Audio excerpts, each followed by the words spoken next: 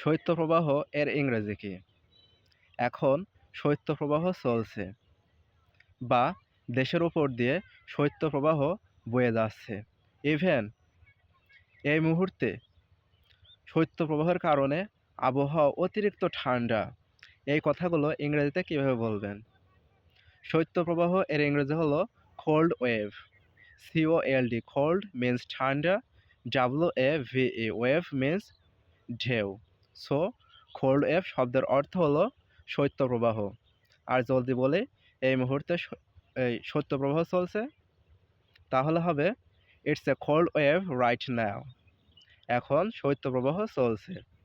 আর যদি বলি দেশের উপর দিয়ে শৈত্যপ্রবাহ বয়ে যাচ্ছে, a cold wave is sweeping over the country. দেশের উপর দিয়ে শৈত্যপ্রবাহ বয়ে যাচ্ছে। আর যদি বলি আজকের আবহাওয়া অতিরিক্ত ঠান্ডা শৈত্যপ্রবাহের কারণে, এটা কীভাবে বলবেন? The weather is freezing today due to cold wave. আজকের আবহাওয়া অতিরিক্ত ঠান্ডা শৈত্যপ্রবাহের কারণে। আসলে ফ্রিজিং মিন্স অতিরিক্ত ঠান্ডা জমে যাওয়া মতন বোঝায়, যার কারণে এখানে ফ্রিজিং ব্যবহার করা হয়েছে।